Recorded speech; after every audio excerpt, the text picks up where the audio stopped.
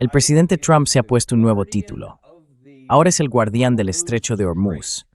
Dice que es el ángel guardián y que va a bloquear el estrecho frente a todo lo que no nos guste y a ofrecer ese estatus de ángel guardián a todos los que sí nos gusten. Y que con eso todo va a salir bien. Ah, y por cierto, también hemos bloqueado el estrecho de Hormuz desde el otro lado. ¿Qué podría salir mal, verdad? Además, hay nueva información que llega desde Rusia. El presidente Putin ha hecho una declaración durante la noche, junto con algunos comentarios desde Estados Unidos, a raíz de la muerte prematura del senador Lindsey Graham. De todo eso vamos a hablar hoy, y vaya, tenemos un programa muy interesante. Nos acompaña de nuevo Scott Ritter, veterano oficial de inteligencia del Cuerpo de Marines, exinspector de armas de Naciones Unidas y uno de los analistas militares más solicitados del sector. Y lo tenemos hoy aquí con nosotros. Scott, bienvenido de nuevo al programa. Bueno, muchísimas gracias por invitarme. Bueno, encantado de tenerte aquí, pero vamos a entrar directamente en materia. Estábamos ya en directo esta mañana cuando el presidente Trump publicó esto. En ese momento hablábamos con el profesor Morandi desde Teherán, así que le dimos la noticia al mismo tiempo. Pero esta sí que fue interesante. El estrecho de Hormuz, declara el presidente Trump, está abierto y seguirá abierto, con o sin Irán. Restablecemos el bloqueo iraní, llamado así porque solo impide que los barcos o los clientes iraníes entren o salgan. Todos los demás países podrán usar el estrecho de forma justa y libre. A partir de ahora, Estados Unidos será conocido como el guardián del estrecho de Hormuz.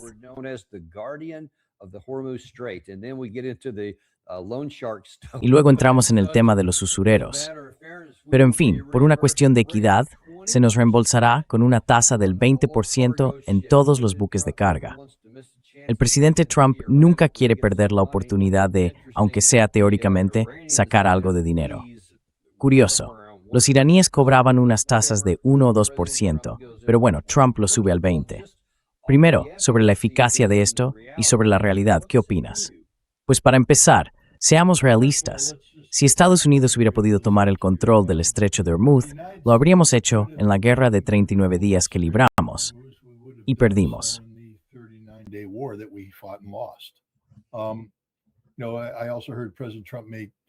Sabes, también escuché al presidente Trump hacer amenazas contra la isla de Karg.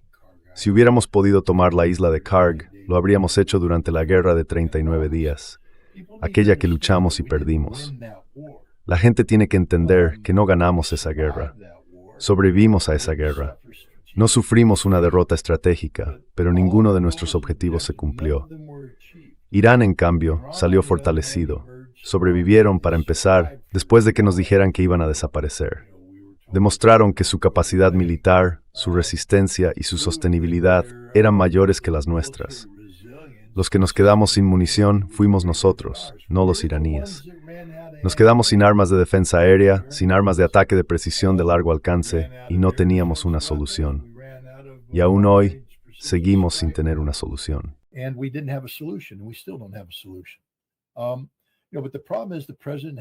Bueno, el problema es que el presidente tiene, digamos, un problema político. Lo de Irán no se va a resolver por la vía militar, se va a resolver políticamente. Y uno de los problemas que tiene es el estrecho de Hormuz. Verás, Irán ha creado esta especie de agencia de supervisión del estrecho de Hormuz, que se suponía iba a ser una colaboración con Omán, pero incluía una tasa de tránsito. Los porcentajes habrían sido razonables si los comparamos con Trump. Pero eso, políticamente, era inaceptable para Trump.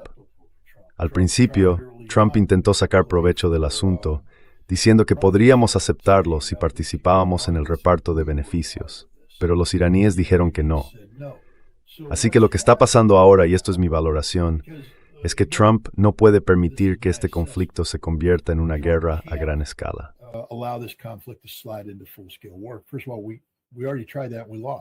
Para empezar, eso ya lo intentamos. Perdimos. Nada ha cambiado a nuestro favor. No tenemos suficiente munición, en absoluto. Cualquier reserva que acumulemos nos dará 1 o 2 semanas de margen, y luego nos quedaremos sin nada, igual que la última vez. Y volveremos al mismo problema. Además, ya sabes, J.D. Vance dijo que el memorando de entendimiento fue solo una maniobra directa para ganar tiempo y poder reponer las reservas de petróleo. Trump lo admitió, y, la verdad, es increíble. Tenemos uno de los presidentes más sinceros que hemos tenido, porque al menos a veces simplemente se niega a mentir, ya que no es capaz de mostrar la moderación que se esperaría de un político normal. Pero dijo que tuvimos que firmar el memorando porque nos estábamos quedando sin petróleo. Sin petróleo. Iba a ser una catástrofe. No teníamos otra opción.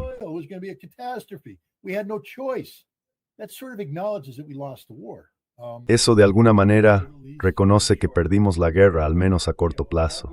Pero claro, ¿cómo conseguimos el petróleo? Así que ganamos algo de tiempo, logramos que el petróleo volviera a fluir, que los depósitos se llenaran otra vez, pero ellos dijeron, ahora vamos a esperar y ver qué pasa. Y bueno, ahora estamos esperando y viendo. Él necesita una solución política para esto. Y lo que necesita es que los iraníes propongan un acuerdo de compromiso que incluya un reparto de beneficios con Estados Unidos. Yo dije desde el principio que esa sería una de las cosas más inteligentes que los iraníes podrían hacer, porque ya sabes, eso vendría con...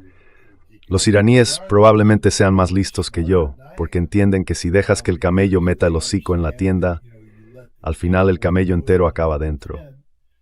Y si dejas que Estados Unidos tenga una parte del asunto Hormuz, pierdes el control sobre él.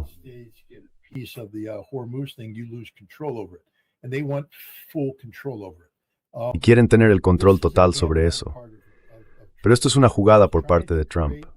Está intentando crear, y esto es el arte del trato. Llega con una contraoferta y luego dice, este es el precio que vais a pagar. Convencido de que los iraníes no estarán dispuestos a pagar ese precio militarmente, y que buscarán, y ahora lo recuerdo, los iraníes están buscando una salida. Trump no está haciendo esto por pura ignorancia. Los iraníes aprovecharon la pausa temporal en las hostilidades para vender 60 millones de barriles de petróleo. Ganaron mucho dinero. Y hay otra cosa que hay que tener en cuenta.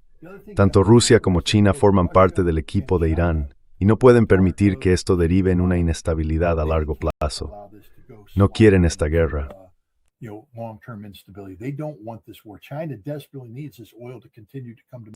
China necesita desesperadamente que ese petróleo siga llegando al mercado, porque lo necesita para mantener su crecimiento económico y su salud financiera. Rusia acaba de celebrar el Foro Económico Internacional de San Petersburgo el mes pasado, y el mensaje del presidente ruso fue claro: necesitamos estabilidad. Estabilidad. ¿Por qué? Porque necesitamos inversiones.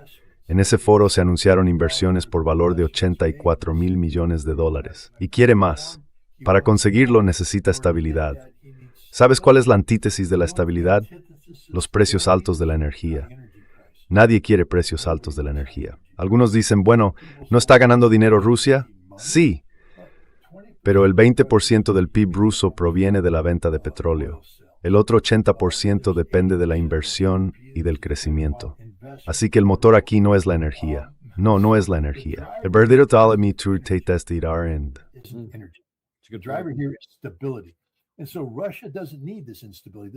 Así que Rusia no necesita esta inestabilidad. Esta inestabilidad es mala para Rusia, y Trump sabe que los precios altos de la energía son malos para China, malos para Rusia, y que ambos van a presionar a Irán. Trump espera que esa presión lleve a algún tipo de acuerdo de compromiso. Pero lo que Trump no entiende es que Irán puede resistir, y China y Rusia también pueden resistir, más dolor a largo plazo que nosotros. El estrecho de Hormuz está cerrado, pero fíjate, estamos operando bajo la premisa de que el 70% de la producción petrolera saudí, que es el gran jugador en todo esto, se ha desviado hacia Yanbu y sale por el estrecho de Bab el-Mandeb, y el cierre del estrecho de Hormuz no afecta a eso. Bueno, salvo que hoy ha pasado algo. Los saudíes acaban de bombardear el aeropuerto de Sanaa en Yemen.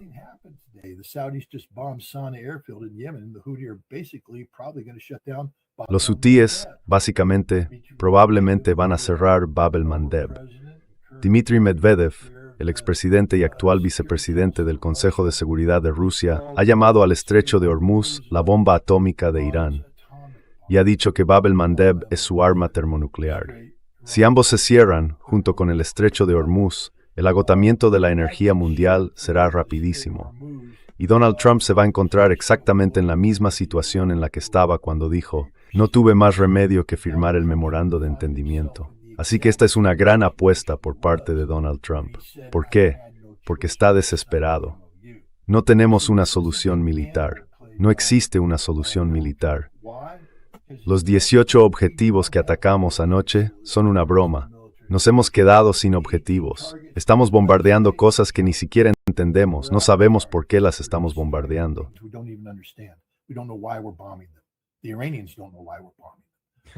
Los iraníes no entienden por qué les estamos bombardeando. Nuestros ataques no tienen ningún efecto sobre la capacidad de Irán para librar esta guerra. Fíjate en los objetivos que ataca Irán. Todo el mundo sabe por qué los bombardean. Son muy eficaces en sus ataques. Y a largo plazo, los iraníes van a degradar la infraestructura militar de Estados Unidos en la región y también la de nuestros aliados. Y si decidimos escalar hacia objetivos energéticos, ellos acabarán con la capacidad de producción de energía. Ahí están, bombardeando Saná. ¿De verdad creen que no habrá una relación de causa y efecto? Los hutíes van a responder. Y la forma más eficaz de hacerlo sería cerrar el estrecho de Bab el-Mandeb. No puedo asegurar que eso vaya a ocurrir, solo digo que es una posibilidad.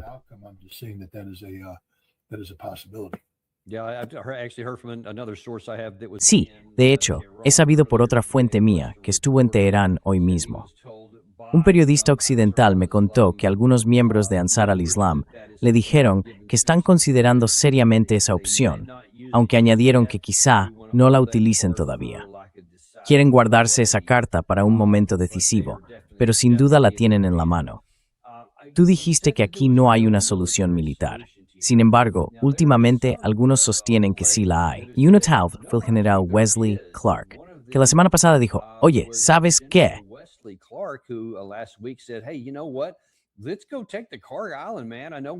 Vamos a tomar la isla Kerry, tío. Ya sé que hablamos de eso antes y no lo hicimos, pero, oye, podríamos usarlo como una forma de presión contra alguien. Tenerla como rehén fue la expresión que él usó. Ahora, te pregunto esto en concreto porque puedes ver aquí en la pantalla, como marín, que en Iwo Jima desembarcaron 70,000 marines y en Okinawa 180,000 en 1945, 1944. Igual de el tamaño de estas dos islas. ¿Tenemos hoy tantos moros para emplearlos en algo así? Remo es important. No, we don't. This is absurd. No, no lo hacemos. Quiero decir, es absurdo siquiera comparar a esos dos. No entiendo por qué Wesley Clark hizo esto. Es curioso, la verdad. Debería mirar un mapa, o mejor aún, consultar a un marín. Para llegar a la isla de Keshm, tienes que pasar por el estrecho de Hormuz. Fíjate en esa costa tan larga. Esa costa está respaldada por montañas, y esas montañas están llenas de lanzadores de misiles. Solo hace falta un misil para alcanzar un buque de guerra anfibio. Por eso, el general Berger, que fue comandante del cuerpo de Marines, dijo a los Marines, creo que en 2019, que el cuerpo debía dejar de estar atado a sistemas heredados como los grandes buques anfibios, porque concentramos todos nuestros recursos en un solo punto.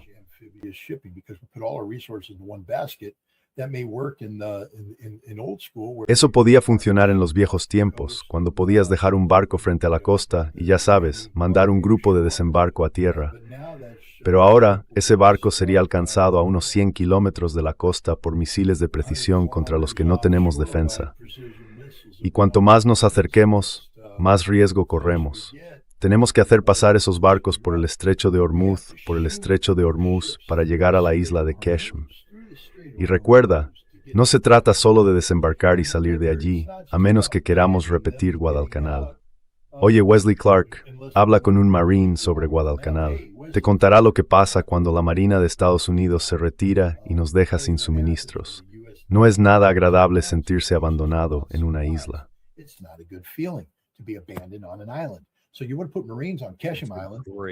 Así que quieres enviar marines a la isla de Keshm, sabiendo que los iraníes pueden cerrar la línea logística del estrecho de Hormuz cuando les dé la gana, y esos marines se quedarían completamente expuestos. Además, no tenemos suficientes tropas para ocupar la isla, lo que significa que estaríamos en combate constante. Y otra vez, mira un mapa. Wesley, ojalá pudiera ayudarte, amigo. Mira dónde está Okinawa. Dime dónde está el continente chino respecto a Okinawa. ¿A qué distancia? Está bastante lejos, ¿verdad? Pero ahora imagina el continente chino pegado a Okinawa, con artillería de largo alcance y otros sistemas capaces de bombardear la isla. ¿Crees que eso cambia un poco la dinámica de la batalla, Wesley? Porque la cambia. Lo cambia todo.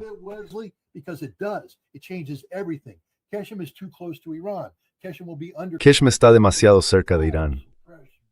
Qeshm estaría bajo fuego constante del gobierno iraní, de las fuerzas iraníes. Ninguna fuerza de desembarco tendría éxito, sería atacada desde el primer momento, quedaría aislada de la logística y tendríamos que retirarnos. Y ni siquiera quiero hablar de ir a la isla de Karg, porque antes tendríamos que pasar por la isla de Qeshm para llegar a Karg. Y otra vez, con los problemas de sostenibilidad, digamos que, de algún modo, por arte de magia, porque, ya sabes, creo que el presidente Trump ha visto demasiados videojuegos, conseguimos engañar al sistema y colocamos nuestro grupo anfibio de respuesta justo ahí, en el Golfo Pérsico, y desembarcamos un batallón de marines en la isla de Karg. Bueno, mejor dejemos de hablar de Iwo Jima.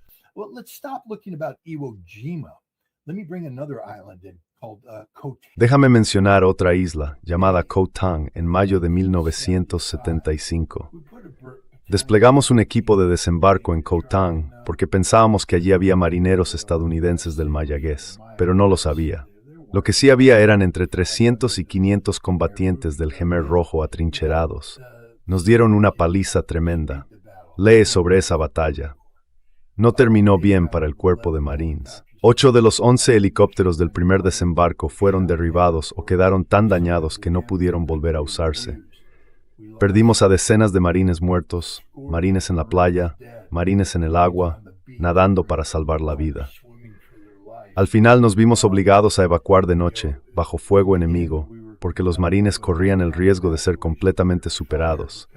Y marines que no se asustan bajo fuego dejaron atrás a 3 compañeros. Dejamos atrás a una dotación de ametralladora M60 por un fallo de liderazgo.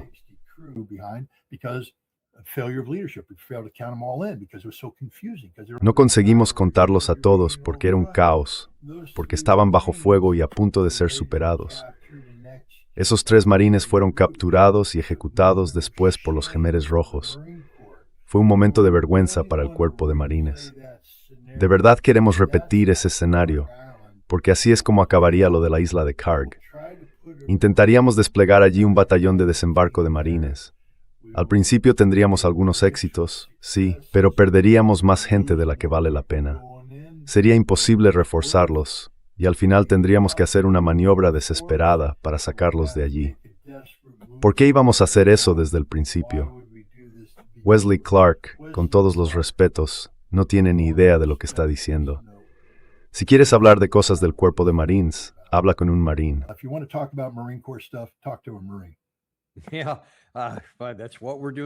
Sí, pero eso es justo lo que estamos haciendo hoy aquí, y tú has demostrado por qué. Volvamos al tema original. Creo que básicamente has cerrado esa puerta, que esa es una idea absurda. No lo hagas. Pero, hablando del presidente Trump, mencionaste que en algunas cosas dice la verdad, en otras quizá no tanto. Esta mañana hablaba de ese asunto del ángel guardián, pero luego añadió un pequeño detalle que resulta, digamos, interesante sobre las negociaciones.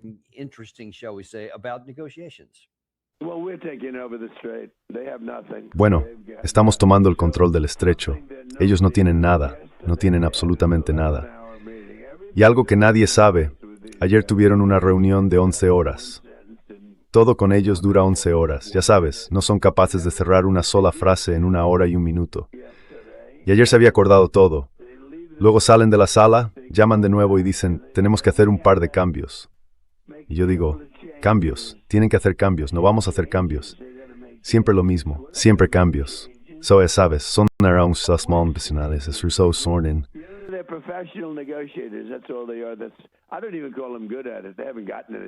Ni siquiera diría que son buenos en eso.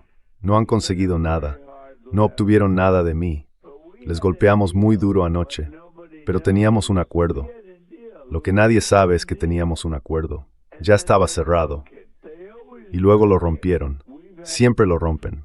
Hemos tenido 10 acuerdos con esta gente y vamos a mantener el control del estrecho. Probablemente lo gestionemos nosotros. Nos convertiremos en los guardianes del estrecho y deberíamos recibir una compensación por eso. Cuando oramos, votamos por Stefans, muy raros.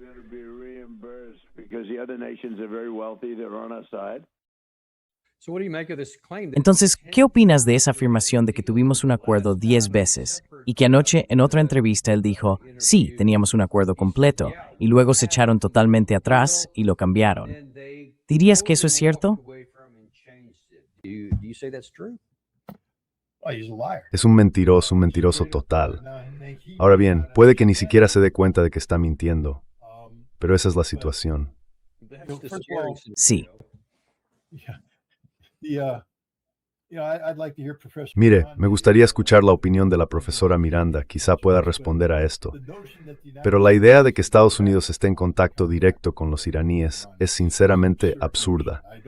No creo que haya una conexión directa entre el equipo negociador estadounidense y el equipo negociador iraní. Eso significa que todo lo que se está haciendo se hace a través de un intermediario. Y ya sabe, los iraníes han dicho muchas veces que Trump negocia consigo mismo. Así que lo que yo creo que está ocurriendo es que Donald Trump se sienta con los intermediarios y les dicta la posición estadounidense. Y los intermediarios, después de escuchar y comprobarlo todo, le dicen, entendemos su posición.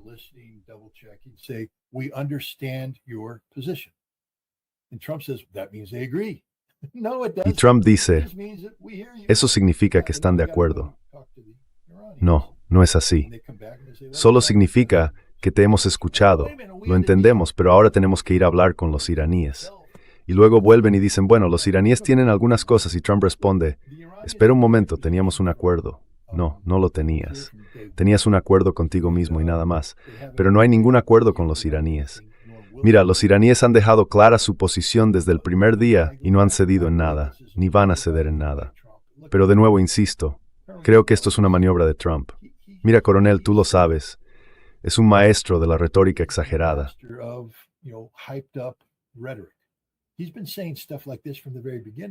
Lleva diciendo cosas así desde el principio. ¿Cuántas veces hemos ganado la guerra? ¿Cuántas veces hemos erradicado algo? Todo parece funcionar de maravilla. Pero resulta que no bombardeamos nada realmente. Quiero decir, destruimos algunas cosas, sí, pero los iraníes ni se inmutaron. Empezaron a reconstruir enseguida. Tienen un plan para todo.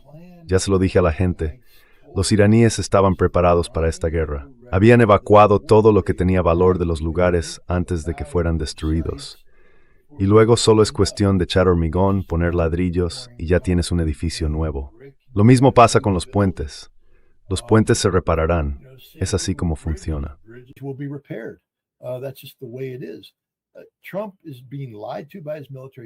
A Trump le están mintiendo sus mandos militares, o, lo que yo creo que también es posible, es que simplemente sea un maestro del caos. Porque aquí hay un jugador, en realidad hay dos, que quizá no estamos teniendo en cuenta, que los medios están pasando por alto. Y esos son China y Rusia. Sí, ahora mismo estamos en una carrera entre las consecuencias políticas, porque, a ver, pongámoslo en contexto. En 1992, James Carville, que era asesor del entonces gobernador Clinton cuando se presentó a la presidencia, puso una nota adhesiva amarilla en la pared de la sala de guerra de la campaña de Clinton para recordarle al candidato que dejara de hablar de política exterior y cosas por el estilo. Es la economía, estúpido. Eso era lo único que importaba.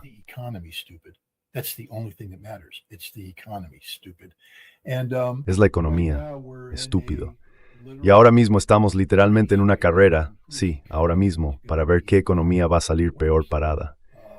¿Puede Estados Unidos dejar sin recursos a China? Antes de que alguien diga, no, claro que no, hay que entender esto. Trump admitió que firmó el memorando de entendimiento porque nos habíamos quedado sin gas, sin petróleo. J.D. Vance dijo, sí, bueno, el memorando solo sirve hasta que tengamos las reservas al nivel que queremos. Así que el hecho de que estemos haciendo esto ahora responde a un calendario marcado por Estados Unidos. Nosotros tomamos la decisión. Trump tomó la decisión de actuar ahora. lo que significa que ha elegido un momento en el calendario que cree que puede servir para lograr sus objetivos. Ahora bien, ya se ha equivocado antes.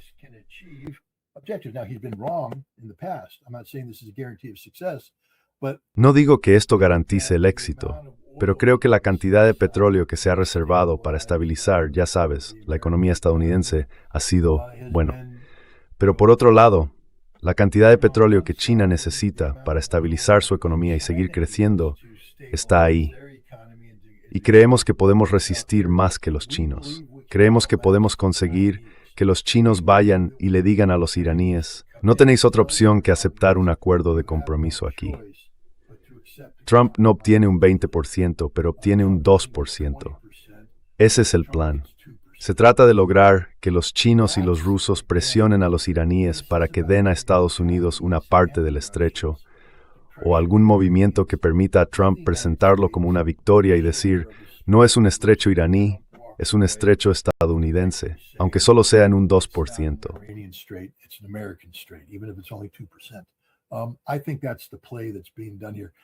Creo que eso es lo que se está haciendo aquí. Lo mismo pasa con Rusia. Una vez más, Vladimir Putin busca estabilidad a largo plazo. El entorno más desestabilizador para las inversiones en Rusia son los precios altos de la energía. Bueno, eso combinado con los continuos ataques de drones ucranianos, aunque de eso podemos hablar más tarde. Esos ataques están disminuyendo y Rusia tiene la situación bajo control. Pero los precios altos de la energía, eso es lo que se llama el clima de inversión. Y Rusia tiene estrategias a largo plazo que dependen de escenarios de crecimiento, y esos escenarios requieren estabilidad. Así que creo que Estados Unidos también está apostando a que Rusia presione a Irán para aceptar algún tipo de acuerdo de compromiso que permita reabrir el estrecho con un dedo estadounidense metido en el asunto. Ese es el juego, creo yo, que se está jugando ahora mismo.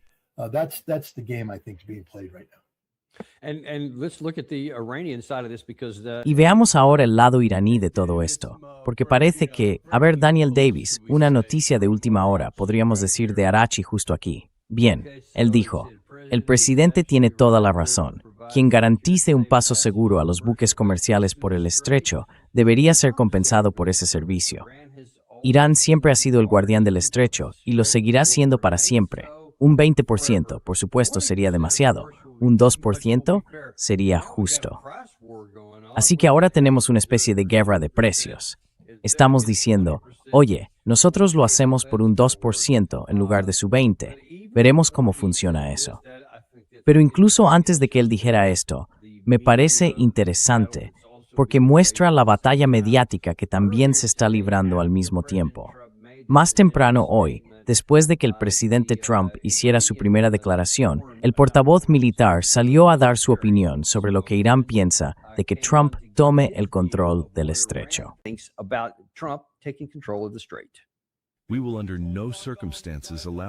Bajo ninguna circunstancia permitiremos que Estados Unidos interfiera en la gestión del estrecho de Hormuz, y no se lo vamos a permitir. Las Fuerzas Armadas de la República Islámica de Irán responderán con firmeza ante cualquier intento de perturbar el paso de buques comerciales y petroleros por parte del ejército estadounidense, al que consideramos invasor y pirata, si actúa fuera de la ruta designada por Irán y sin la autorización de nuestras Fuerzas Armadas. Las contundentes acciones del Cuerpo de la Guardia Revolucionaria Islámica y del ejército iraní en los últimos días son prueba de ello.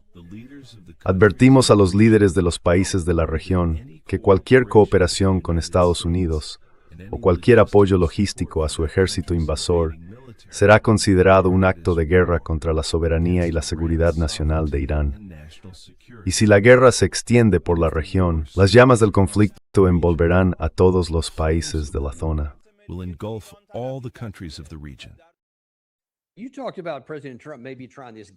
Has hablado de que el presidente Trump podría estar intentando esta jugada, diciendo todo eso para inclinar la balanza a su favor y quizá conseguir algún tipo de acuerdo. Pero parece que la parte iraní está diciendo, no vamos a entrar en ese juego. Y la verdad, su argumento tiene cierta credibilidad. Dijo algo así como, si queréis jugar a eso, ya hemos demostrado que atacaremos barcos que pasen sin nuestro permiso. Y el hecho de que, en el último ataque, incluso parte del territorio de Omán resultara alcanzado, demuestra que para Irán nadie está fuera de su alcance si sienten que sus intereses están amenazados. Así que la gran pregunta es, si esto es una jugada estratégica, ¿quién va a salir ganando? ¿Irán o Trump? Well, I mean, first of all, we're talking about Bueno, politics, so, a ver, para empezar estamos hablando de política. political victory may not look Así que ya sabes, una victoria política no tiene por qué parecerse a una victoria económica o militar. Hay que tener eso presente. Es fundamental para Donald Trump poder decir que Estados Unidos ha conseguido un cierto margen de influencia sobre el transporte marítimo. Hay un camino. Primero, estoy de acuerdo con los iraníes. Ellos están en una posición más fuerte. Pero creo que Estados Unidos está dispuesto a alargar esta situación hasta que haya presión sobre la economía china, y que esa presión china se haga sentir en Irán, ya sea de forma directa o indirecta, a través de Pakistán y también sobre Rusia. Y Rusia también ejercerá presión. Ya sabes, los iraníes han dicho que esto está bajo control iraní.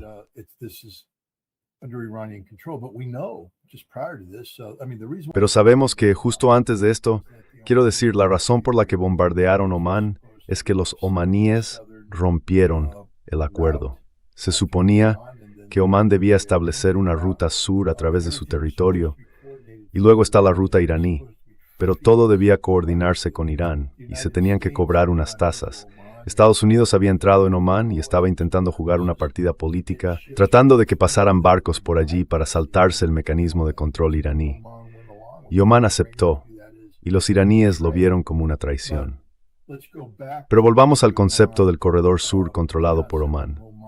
Desde el principio, aunque tenga que rendir cuentas a Irán y pagarle tasas, sigue siendo un corredor controlado por Omán.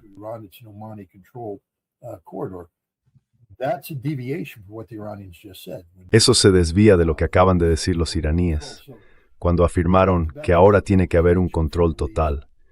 Así que de entrada existe la posibilidad de volver al menos a ese acuerdo. Y luego, en lugar de que Trump tenga un acuerdo con Irán, que no va a ocurrir, Trump tendría un acuerdo con Omán, donde él se llevaría un porcentaje de las tasas omaníes. Ese es el tipo de escenario del que estamos hablando. No cambia nada. Irán sigue teniendo el control total, pero le da a Trump la posibilidad de decir, he sacado algo de esto. Ahora bien, el estadounidense medio lo mirará y dirá, ¿qué has conseguido realmente? La respuesta es nada. Pero él podrá decir, una gran victoria, ahora Estados Unidos tiene influencia en el estrecho. Solo estoy planteando una hipótesis, que ese podría ser un camino posible, porque es lo único que tiene sentido.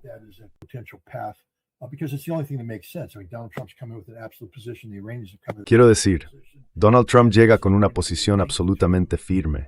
Los iraníes también han adoptado una posición absoluta, y todo esto va a depender de qué lado ceda primero. En función de, ¿es la economía estúpido? Es decir, de las presiones económicas.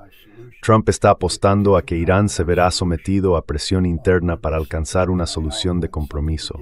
Y una posible solución de compromiso sería algo como lo que ya mencioné.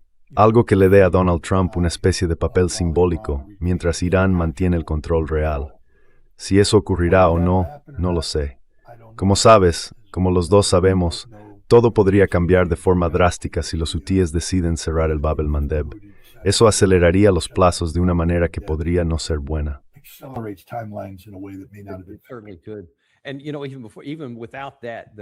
Y bueno, incluso sin eso, hablas de que es una apuesta. Creo que esa es la mejor forma de describirlo, porque en teoría podría tener cierto éxito, pero las probabilidades parecen muy bajas. Y el presidente Trump era muy consciente de lo mucho que estaba en juego con esta apuesta. Unas 2 semanas después de la firma del memorando de entendimiento, dijo esto justo después del acontecimiento. Y en una entrevista, más o menos 2 semanas más tarde, creo que fue en MSNBC, el 2 de julio, le preguntaron básicamente qué había decidido firmar ese memorando. Y él dijo que había cierto presidente del pasado en el que no quería parecerse.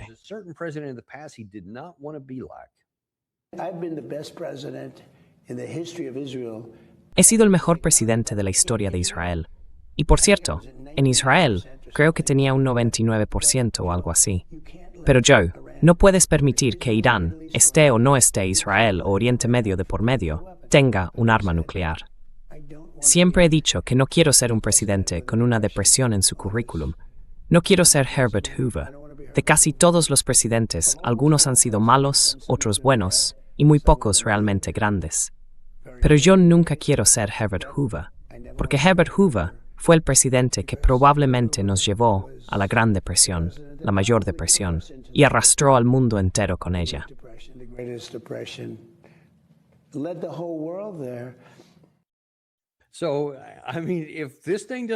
Quiero decir, si esto no se abre pronto, fíjate en las reservas que tiene China.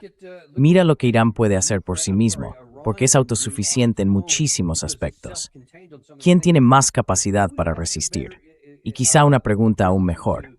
¿Quién es más vulnerable? ¿Quién no puede aguantar mucho tiempo? ¿Te preocupa ese desenlace, una posible depresión?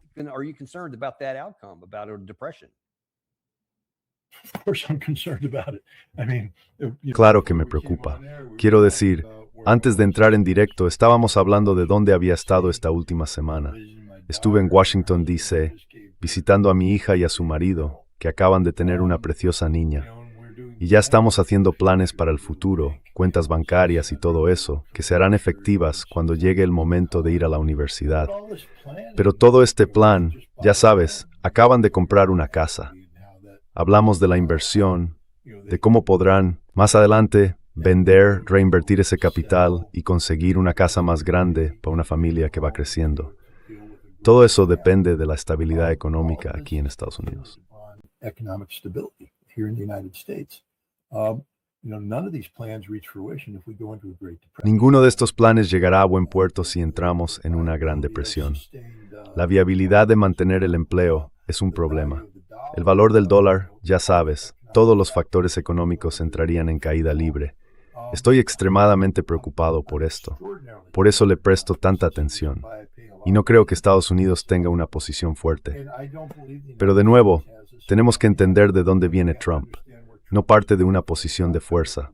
Perdimos la guerra, no hay otra forma de decirlo. Perdimos la guerra.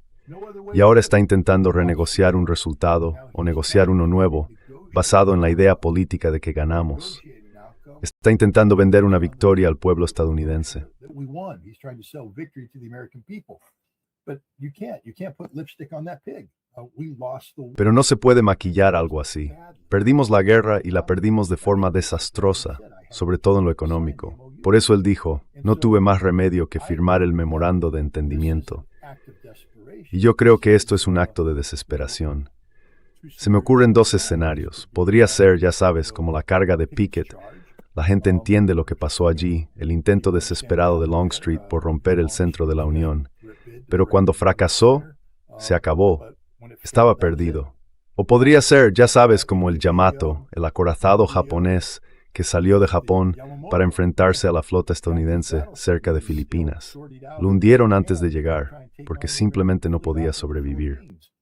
Got sunk coming out there because it just couldn't survive. A big battleship looked good, unable to. Un gran acorazado parecía imponente, pero incapaz de sobrevivir. Esto podría ser como la batalla de las Ardenas de los alemanes. Ya sabes, cuando enviaron las tropas en un intento desesperado por abrirse paso, llegar a Amberes y hacerse con el combustible. Ninguno de ellos tenía la más mínima posibilidad. Podría haber sido también como Custer en Little Bighorn. Ninguno tenía la más mínima posibilidad, y aún así, el liderazgo de cada bando decidió que eso era lo que iban a hacer, porque no tenían otra opción. Estaban perdiendo, habían perdido, tenían que arriesgarse porque no había alternativa. Lo que estamos viendo aquí es un acto de desesperación por parte del presidente Trump. Desesperación absoluta. On the part of President Trump. Absolute desperation. Scott, it's one thing for President Trump who has no military. Sabes, Scott, una cosa es el presidente Trump, que no tiene ninguna experiencia militar. Toda su experiencia era en el sector inmobiliario y en la televisión, así que conocía ese tipo de cosas. Pero no sabía nada de política exterior, de asuntos militares, ni nada por el estilo. Y otra cosa muy distinta es cuando algunas de esas ideas de ficción o de fantasía empiezan a aparecer. Hace un momento te hablaba de Wes Clark. Pues hay otro, el ex general Mackenzie, en esas mismas ideas para no aceptar que esto es una causa perdida. that doesn't seem to accept that this is a lost cause.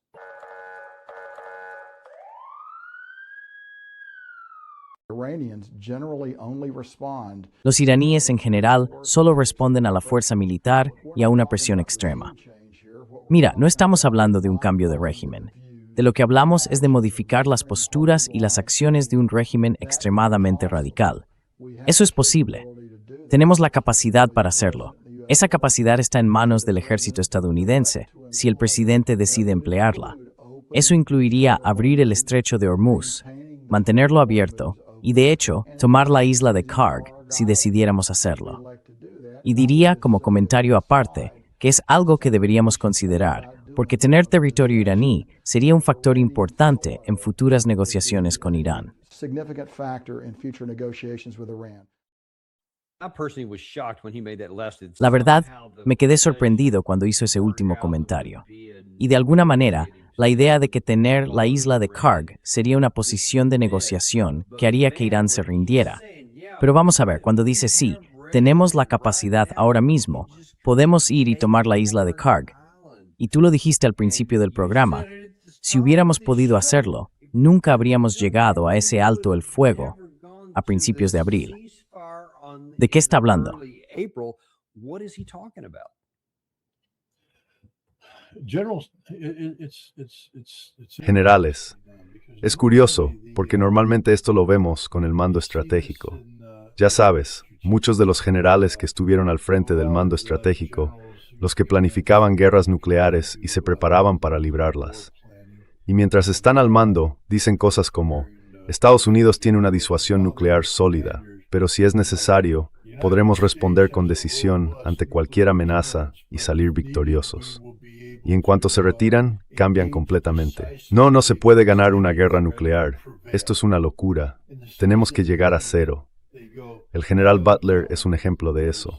Fue jefe del mando aéreo estratégico, creo que en los años 60, y acabó diciendo que la guerra nuclear era una locura, que no se puede luchar, que no se puede ganar y que hay que eliminarla. Rara vez ves a un antiguo comandante decir, sí, tener una guerra nuclear es una buena idea. Todos se alejan de eso. Yeah, that's a good idea. Let's have a nuclear war. They walk away from it. But here we have a case where McKenzie, I believe, was. Pero aquí tenemos un caso en el que Mackenzie, creo, era comandante del CENTCOM y conoce bien la zona. Normalmente, y creo que ahora mismo también, la razón por la que no tomamos la isla de Karg es que las personas que son comandantes del CENTCOM, los responsables de firmar la orden, dijeron, no podemos hacerlo. En resumen, el presidente dice, tomad la isla de Karg, no se puede. No tenemos los recursos. ¿Quiere que tome la isla de Karg? Pues voy a necesitar, ya sabe, unos 300,000 soldados para tomarla, entrar en Chabahar y asegurar el estrecho de Hormuz, y mantener el control del estrecho mientras proyectamos poder dentro. Vamos a necesitar suficiente fuerza aérea para mantener una cobertura aérea sobre la profundidad de Irán y evitar que los misiles alcancen nuestros barcos. Es un paso por un estrecho muy limitado. Y recuerde, no se trata solo de llevar infantes de marina y tomar una isla.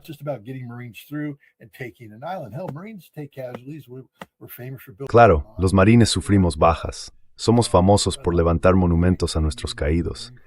Pero yo entré en el cuerpo de marines en los años 80 cuando adoptamos la guerra de maniobra y dijimos, no vamos a volver a hacer eso nunca más. Vamos a luchar con inteligencia. Y eso es justo lo que dijo el general Berger. Hay que luchar con cabeza. No puedes poner a todos tus marines en la misma cesta. Así que si cogemos el USS Tripoli, o el barco que sea, por el estrecho de Hormuz, vamos a perder ese barco y a los 900 marines que van a bordo. Entonces, ¿con qué tomamos la isla de Karg? Acabamos de perder el equipo de desembarco del batallón. Esa es la realidad. Mackenzie no tiene ni idea de lo que está diciendo. No podemos. No podemos controlar el estrecho. Es imposible. Si hubiéramos podido hacerlo, ya lo habríamos hecho. Y recuerda esto. ¿Te acuerdas de aquella incursión en Isfahán que ocurrió? Donde los C-130 quedaron atrapados y los Little Birds se incendiaron. Y todo el mundo decía, ¿pero qué demonio está pasando aquí? That was the last act of desperation. Prior to that, Ese fue el último acto de desesperación. Antes de eso, tenías al presidente Trump diciendo cosas como, enciéndelos, vamos a cambiar su civilización, vamos a tomar la isla de Karg, vamos a controlar el estrecho. Es la misma retórica que se escucha hoy. Y después de todo eso, la gente volvió y dijo, no se puede, no se puede. Fueron rechazados uno tras otro. Una de las realidades es que perdimos nuestras armas de ataque de largo alcance, y entonces nuestra fuerza aérea se vio obligada, nuestra potencia aérea se vio obligada a acercarse realmente al territorio iraní. Y la defensa aérea iraní no había sido destruida, empezó a derribar nuestros aviones. Y dijimos, espera un momento, esto cambia las reglas del juego. Así que hicieron ese último acto de desesperación para intentar conseguir algún tipo de ventaja, como, ya sabes, los depósitos nucleares de Isfahán. No funcionó. Isfahan nuclear stockpiles didn't work. And Trump, at that point in time, had no options left. Had to. Y en ese momento, Trump ya no tenía opciones. Tuvo que básicamente abandonar la lucha. Nothing's changed. Nada ha cambiado. McKinsey, Nada ha cambiado. you know, Mackenzie, mira, no quiero hablar mal de él ni nada por el estilo, pero hay que entender que ahora mismo es el director de The Citadel. Es una institución de educación superior y bueno, estoy seguro de que se dedica a recaudar fondos. Sé que los rectores de las universidades pasan mucho tiempo en eso. Salen, saludan, estrechan manos, hacen todo ese tipo de cosas para conseguir dinero. Su trabajo ahora es inspirar confianza en los donantes. Y la clase donante es la más ignorante del mundo, porque básicamente dan dinero a cosas que les hacen sentirse bien. Así que el trabajo de Mackenzie ahora no es decirles la verdad, porque la verdad les haría sentirse mal. now is not to tell them the truth because the truth would make them feel bad. McKinsey's job right now is to be a cheerleader of. El trabajo de Mackenzie ahora mismo es ser un animador de falsas esperanzas, No, his porque job cuando sale en televisión así, su función no es sentarse y hablar con sabiduría sobre geopolítica ni nada de eso. is to Su trabajo es recaudar dinero para la Citadel. La Junta no le permitiría hacer declaraciones tan disparatadas si no pensara que eso conecta con un público que seguirá invirtiendo en el futuro de la Citadel. Así que su papel es salir ahí y repetir tonterías, porque no hay consecuencias. No tiene que ir a los funerales de nadie que muera por decisiones tomadas por el presidente Trump.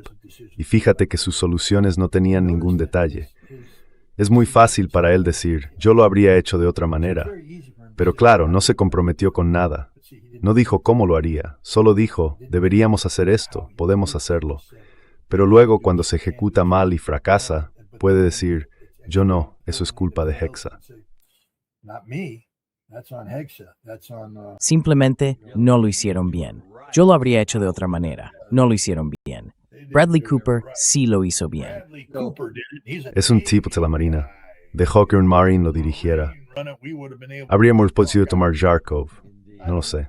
No digo que es la política. The stupidity of politics. Yeah, on graphic display there, it's just. Sí, lo vimos ahí en pantalla, y la verdad es que resulta muy decepcionante, sobre todo para quienes estudian en la Citadel. Pero bueno, dejaré ese tema para otro momento.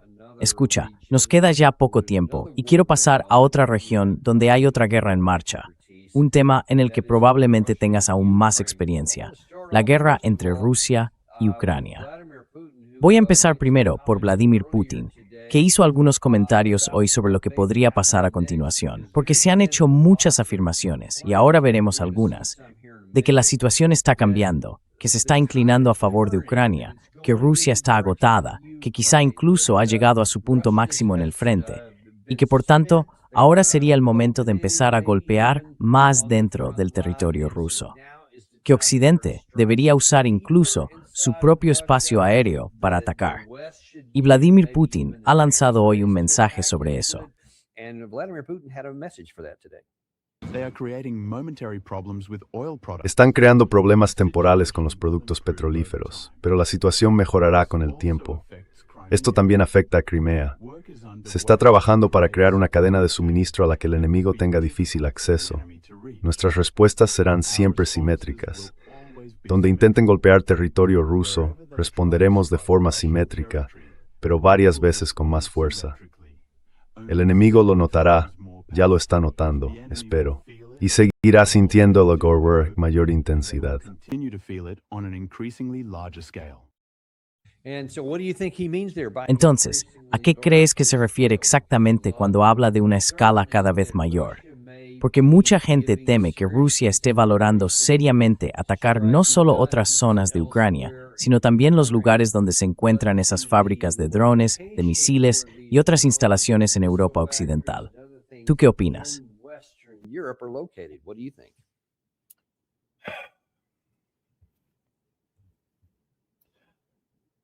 Vladimir Putin is in the business of Vladimir Putin está decidido a ganar esta guerra, pero a ganarla de una forma que beneficie a Rusia a largo plazo. Y lo sabemos porque él mismo lo dijo. No busca un alto el fuego, porque sería solo una solución temporal. Hay que abordar las causas profundas del conflicto, o de lo contrario corremos el riesgo de que vuelva a estallar dentro de 5 o 10 años. Eso no es estabilidad a largo plazo.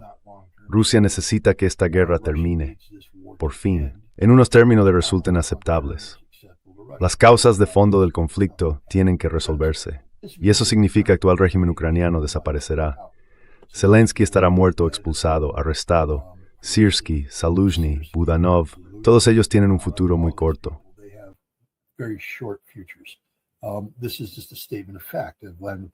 Esto es simplemente una afirmación de hecho. Vladimir Putin, en la Conferencia Internacional de San Petersburgo, habló sobre la desnazificación y dijo, sabemos lo que eso significa. Significa la erradicación total de la ideología de bandera. Y Rusia no tiene un calendario, nunca lo ha tenido. Nunca ha habido un momento en que Rusia diga, tenemos que hacerlo antes de tal fecha. Eso es algo propio de Occidente. Esa presión sobre gente como yo para poner fechas en el calendario. Ese no es el juego de Rusia. Ellos trabajan con objetivos. Rusia, te lo digo, acabo de venir de allí.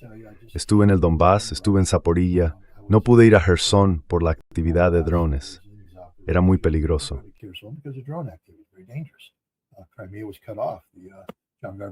Crimea quedó aislada. El puente de Kerch fue volado. No se podía cruzar. Fingir que no es una situación grave es absurdo. La ciudad de Melitopol estuvo sin electricidad ni agua durante días. Las gasolineras cerraron, protegidas con sacos de arena por el peligro de los drones ucranianos. Esto es real. La llamada autopista de la muerte se llama así porque está llena de restos de vehículos, coches y camiones civiles alcanzados por drones ucranianos. Mi propio convoy, al salir, fue atacado por drones ucranianos. Israel Tulis. No hay países rusos. Tienen situación completamente bajo control.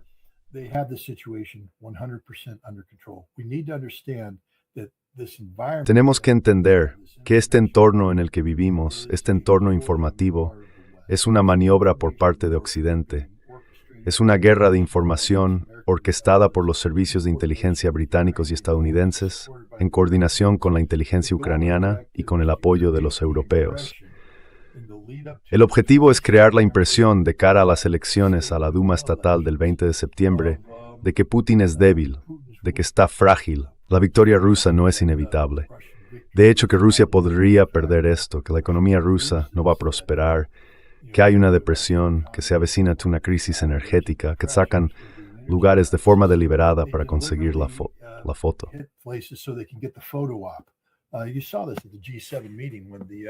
Lo vimos en la reunión del G7, cuando el dron ucraniano FPV-1, en realidad el FPV-1 ucraniano, no consiguió el resultado que se decía. Lo que pasó fue que un dron FPV-1 se dirigía a atacar la refinería de Moscú y un misil ruso Pantsir de defensa antiaérea pasó por debajo. Fue ese misil ruso el que impactó en el depósito de petróleo, lo hizo estallar y la tapa salió volando por los aires. Y todo el mundo dijo, oh, un ataque de dron ucraniano. Pues no, eso fue la defensa aérea rusa. Un dron ucraniano con una cabeza explosiva de 60 kilos hace pum y ya está. Exactamente eso, boom. Ese fue el misil ruso de defensa aérea golpeando el depósito, no un dron ucraniano. Y de hecho el incendio de ese depósito se apagó y no hubo nada más.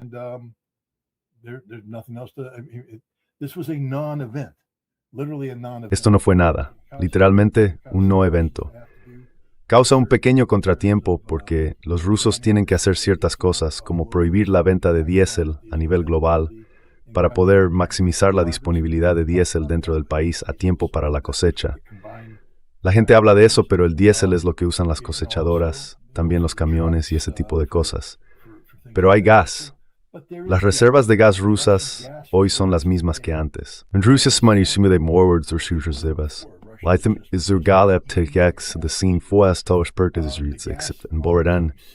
Harán estallar una refinería en Samara. They don't exist anymore.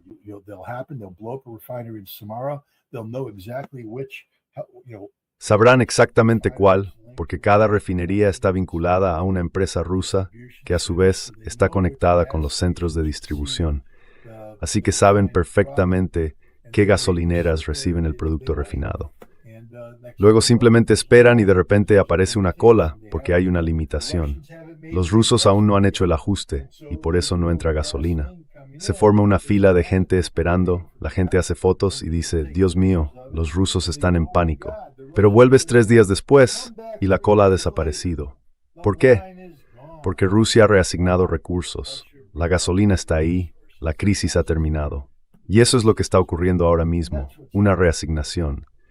Es una operación de información diseñada para que Rusia parezca débil. Está causando una molestia temporal para Rusia.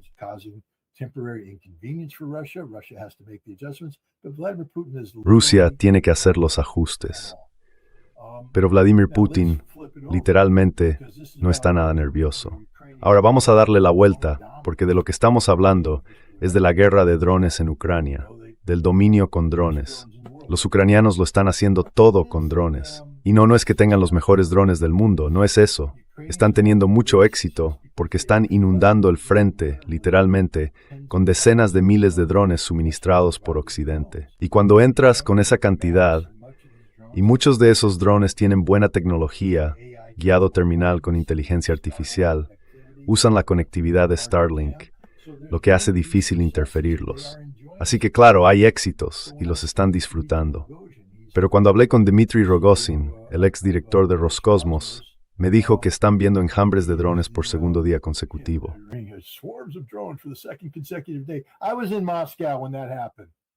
Yo estaba en Moscú cuando eso ocurrió. Enjambres de drones. Y la gente rusa, bueno, quiero decir, es mielek. Eso es calderilla, no significa nada. No hubo pánico, nada. Los rusos se adaptarán a esto. Moscú no tiene ese aspecto. Es completamente absurdo. Pero Rogozin estaba allí hablando de algunas de las iniciativas ucranianas respaldadas por Estados Unidos. Por ejemplo, el Hornet es una idea de Eric Schmidt, el antiguo director de Google, que lo financió y creó la empresa Killstroke. El problema más difícil ya está resuelto.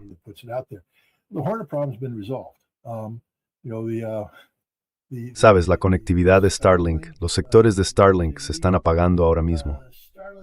No quieren hablar de ello. No quieren hablar de la realidad de que Rusia tiene una solución al problema de Starlink y que esa solución ya se está poniendo en marcha. Y los ucranianos, en este momento, no tienen nada para contrarrestarlo.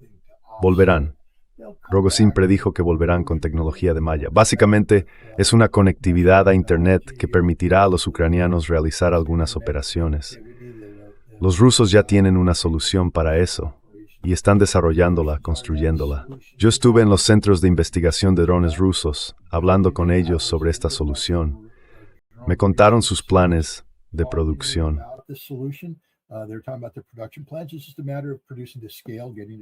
Esto es simplemente una cuestión de producir a gran escala, entregarlo a las tropas que lo necesitan, y ya está. Esta guerra de drones es algo totalmente distinto. Es muy peligrosa, muy sangrienta. Los rusos hablan de lo eficaces que son los ucranianos. Les tienen mucho respeto. Los ucranianos están causando bajas, no 25 o 35 mil al mes, eso es una tontería, pero están matando gente, cientos cada mes. No hay duda de eso. Los rusos están sufriendo bajas. Los rusos están matando entre 25 y 35 mil ucranianos al mes. Eso sí es real. Los ucranianos lo saben. Se están quedando sin personal. Los ucranianos están aumentando sus fuerzas de drones, pero no son capaces de formar suficientes fuerzas de infantería. Y cuando lo hacen, los envían a contraataques inútiles en los que los masacran.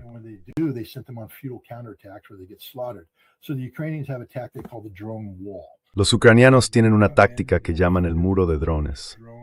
Lo que hacen es desplegar por adelantado estos puestos de ataque con drones y saturar toda la zona con ellos. El problema es que están llenando de drones zonas donde los rusos tienen vigilancia ISR, es decir, inteligencia, seguimiento y reconocimiento. Y ahí es donde los rusos tienen una ventaja en inteligencia artificial. Son mejores en eso que nadie en el mundo. Nosotros hemos estado centrados en la IA aplicada al análisis de texto, en cosas como ChatGPT y similares.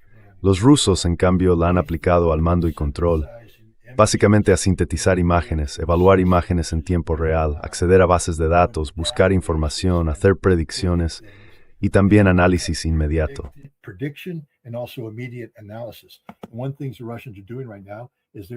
Una cosa que están haciendo ahora los rusos es localizar dónde están los puestos de mando de drones ucranianos.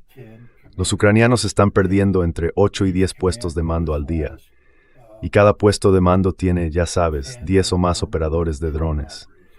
Formar a un operador de drones lleva unas 4 semanas de entrenamiento básico y luego otros 6 meses para que realmente sea bueno. Y los ucranianos están perdiendo entre 80 y 100 operadores de drones al día. 80 a 100 operadores diarios. Esa es la realidad. Así que, incluso cuando los ucranianos consiguen levantar un muro de drones, ese muro es detectado de inmediato. Hay una unidad en Rusia que se llama Rubicon. Léelo, infórmate sobre ella.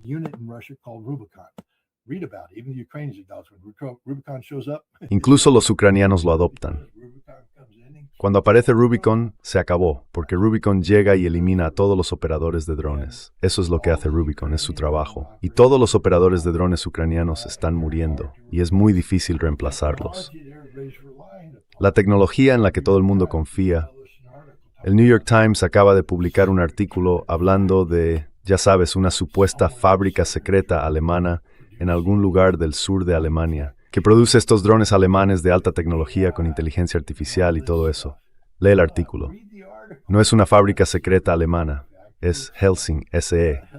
Sabemos qué dron están fabricando, el HF-1. Lo interesante del HF-1 es que los alemanes entregaron unos 4.000 en 2024. Se intentó usar unos 2.000 en 2025. El resto sigue en el almacén.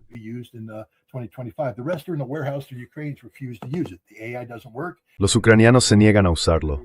La inteligencia artificial no funciona y hay una tasa de fallos muy alta en el lanzamiento. ¿Qué significa eso? Si falla al lanzarse, ya te lo he dicho, los rusos tienen dominio total en vigilancia aérea.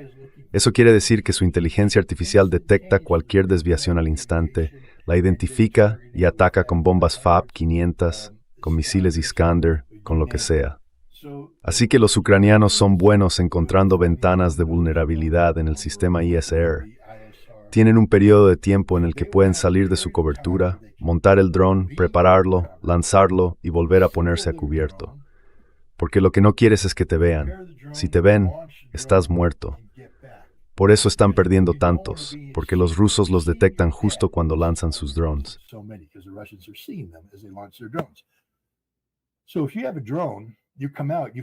Así que si tienes un dron, sales, lo preparas, lo montas, lo enciendes, tiene inteligencia artificial, es un poco más complicado, falla al despegar, y ahora estás en medio de la nada, completamente expuesto. Puede que lo intentes otra vez, lo reinicies y vuelva a fallar. Un 75% de fallos en el lanzamiento. Esos drones ucranianos acaban destruidos, y también los operadores. El puesto de mando queda destruido. Ese error cuesta una docena de vidas. Y esto ha pasado una y otra vez. Las fuerzas especiales ucranianas que manejan estos aparatos directamente ya no los usan. Ahora hay un nuevo dron, el XF-2 o algo así, un dron tipo X-Wing, que otra vez gente como Gilbert Doctorow está vendiendo como si fuera tecnología alemana de última generación.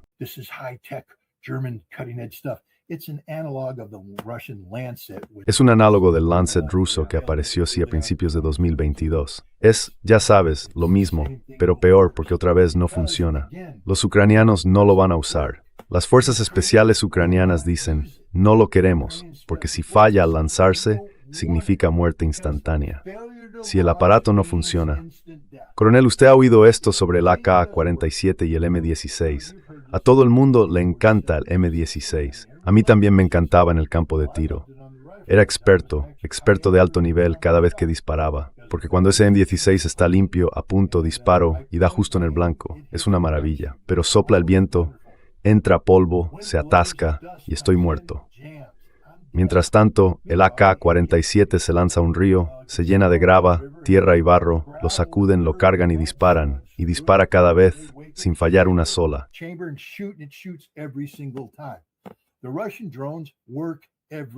Los drones rusos funcionan siempre, porque los ucranianos también tienen inteligencia, vigilancia y reconocimiento. Cuentan con información estadounidense buscando estos objetivos. Pero cuando los rusos encuentran una ventana de vulnerabilidad, salen, cargan, lanzan y vuelven a ponerse a cubierto. Están a salvo. Y entonces su dron entra y los mata. Rusia está ganando la guerra de los drones. Y si estás ganando la guerra de los drones, estás ganando la guerra. Por eso Rusia está avanzando. Scott, solo avanzan un par de kilómetros al día. Quiero decir, ¿cómo puede ser esto? Un caracol podría avanzar más que los rusos. Bueno, un caracol no tiene que atravesar la zona gris de muerte por drones. Esa es la realidad.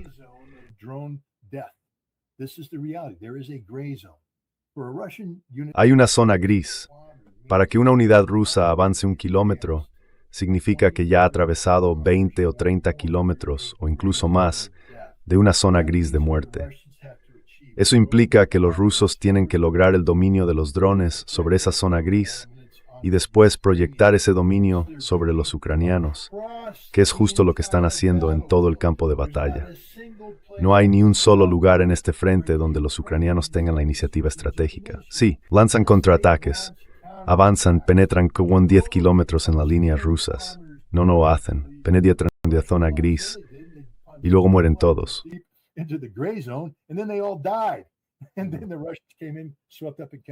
Y luego llegaron los rusos, arrasaron y siguieron avanzando. Esta es la realidad de la guerra en el frente. Rusia está ganando, dominando, imponiéndose. Ucrania no es una solución. Se han quedado sin infantería. Intentaban sustituirla lanzando 80,000 operadores de drones para librar la guerra de drones, pero están perdiendo entre 80 y 100 al día. Son irreemplazables. Mientras tanto, las fábricas de drones, eso de lo que hablaba Putin, nos atacas, te eliminamos. Lindsey Graham estuvo hace poco en Kiev, ya ha pasado, pero había una foto suya sonriendo, sosteniendo un dron ucraniano, diciendo algo así como, tengo un dron, mirad qué bien, soy estupendo. Esa fábrica ya no existe.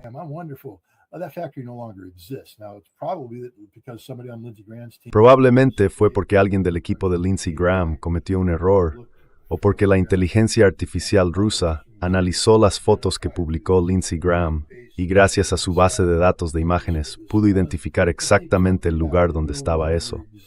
Pero lo destruyeron. Ya no existe. Todos esos drones que se estaban fabricando, todos los que estaban apilados, se acabaron, señoras y señores, eliminados. Y no es la única fábrica de drones que han destruido. En este mismo momento están acabando con todas las grandes fábricas de drones en Ucrania. Piénsenlo. ¿Queréis construir una planta de ensamblaje de misiles Patriot en Ucrania? 1,000 metros cuadrados de nueva construcción. ¿De verdad creéis que los rusos no van a destruirla? Rusia está arrasando toda la infraestructura industrial de Ucrania. No hay nada que pueda reemplazarla. Esta es la realidad.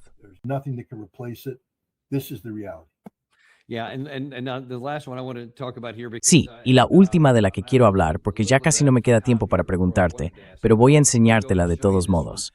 Sí, ahí está la famosa, una de las últimas, creo que es la última foto que se le vio. No es algo que vaya a quedar bien en la historia.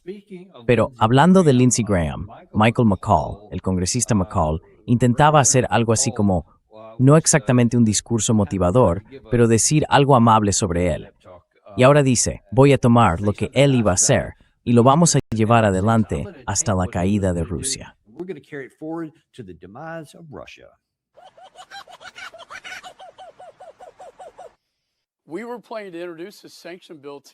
Teníamos previsto presentar juntos un proyecto de ley de sanciones esta próxima semana. Yo seguiré adelante y lo presentaré. El Senado también lo hará. Y creo que en su honor le debemos a Lindsey Graham aprobar ese duro proyecto de sanciones contra Rusia. También tengo que decir que la cumbre de la OTAN causó una gran impresión en Ucrania. Zelensky estaba muy animado porque allí ocurrieron dos cosas. Primero, El presidente Trump aceptó esos acuerdos de licencia para que Ucrania pueda fabricar sus propios interceptores Patriot y así derribar la amenaza de misiles balísticos, que ahora mismo es su mayor vulnerabilidad. Pero en segundo lugar, y creo que lo más importante, fue el impulso moral. Cuando estuve en el frente, se notaba el ánimo de las tropas, que por cierto, Martha, están ganando ahora. ¿Quién habría pensado hace 4 años que estarían ganando la guerra 4 años después? Y además, la determinación política de los ucranianos y del presidente Zelensky al salir de esa reunión. Eso cambió las reglas del juego. Un cambio radical. McCall estuvo en primera línea en Rusia. El lado ucraniano está ganando. Probablemente no haga falta que te pregunte, pero aún así voy a darte la oportunidad. ¿Qué dices a eso? What do you say to that? Horse hockey, I think that's a term that we're allowed to. Tonterías, creo que ese es un término que podemos usar. Estiércol de caballo, boñiga de vaca, es de Texas, creo, así que entenderá estos términos. Es un mentiroso total. El acuerdo de licencia no va a suceder. Para empezar, ya sabes, solo hay un misil que tiene alguna posibilidad de derribar un Iskander-M, y es el PAC-3 MSE, creo. Ucrania nunca va a montar eso. Ni siquiera nosotros aquí en Estados Unidos conseguimos montarlo bien, y estamos hablando de aumentar la producción de 600 a 2,000 unidades. No tenemos suficientes piezas, no tenemos suficientes buscadores, no tenemos suficiente de nada. Así que la idea de desviar de repente toda esa capacidad de subcomponentes a Ucrania solo para que los rusos la destruyan con un contraataque es absurda. Puede que enviemos algunos misiles Patriot MSE a Ucrania.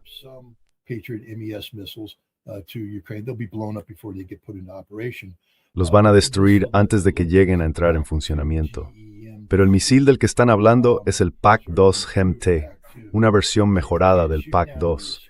No puede derribar el Iskander, no puede derribar el Kinzhal, no puede derribar, ya sabes, el Zircon, y no hay nada que pueda derribar el Avangard.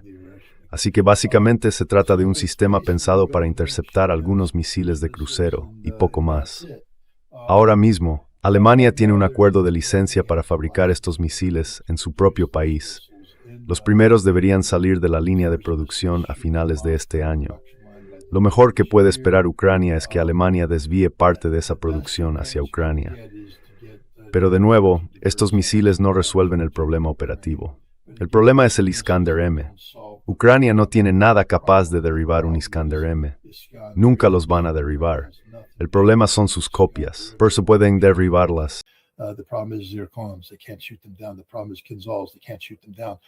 El problema son los Kinzhal. No pueden derribarlos. Y no van a conseguir las armas necesarias para hacerlo. La cuestión es que, bueno, Zelensky lo sabe. Estaba allí sentado, Trump le echó un poco de humo en Ankara y Zelensky sonrió. Pero ahora Zelensky anda corriendo en pánico diciendo, tenéis que cumplir con esto, necesitamos esos misiles. Y se está dando cuenta de que en el mejor de los casos, si todo funcionara perfectamente, ni siquiera va a poder, digamos, avanzar sobre el terreno Zelensky durante un año o más. Quiero decir, solo el proceso de licencias. Hay pasos que por ley tienen que pasar por controles de calidad y cosas de ese tipo que simplemente no están preparados. No va a pasar.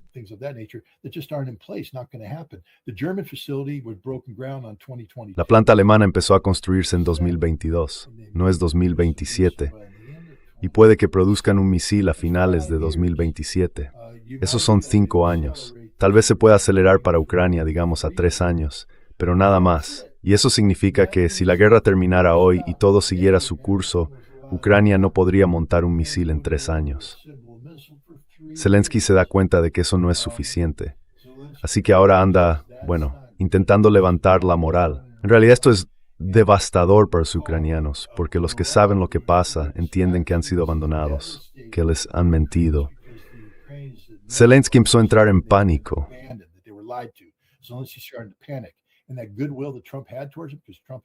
Y esa buena voluntad que Trump tenía hacia él, porque Trump es un hombre muy superficial, esa buena voluntad se va a desvanecer enseguida, a menos que empiece a plantarle cara y le diga, me prometiste algo y no lo estás cumpliendo. Trump va a decir, qué desagradecido eres, ¿recuerdas aquella reunión en el despacho Oval allá por agosto de 2024 o 2025? Vas a volver a ver eso. Es absurdo. McCall es un necio, un idiota, un estúpido, un criminal.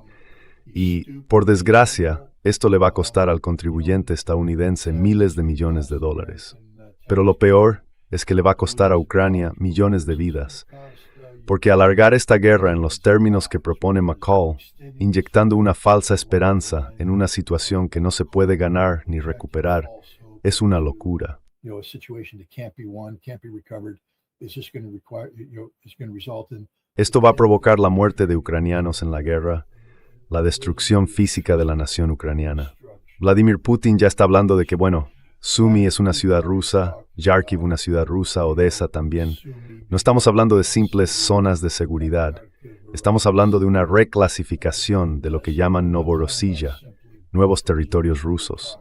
Son ciudades rusas, dice él, y formarán parte de Rusia después del conflicto, lo que significa que Ucrania se está haciendo cada vez más y más pequeña, incluso mientras hablamos. Ukraine's getting smaller and smaller and smaller as we speak. Yeah, and I don't see anything on the battlefield. Sí, y no veo nada en el campo de batalla que vaya a impedir que eso ocurra, aunque tarde mucho más.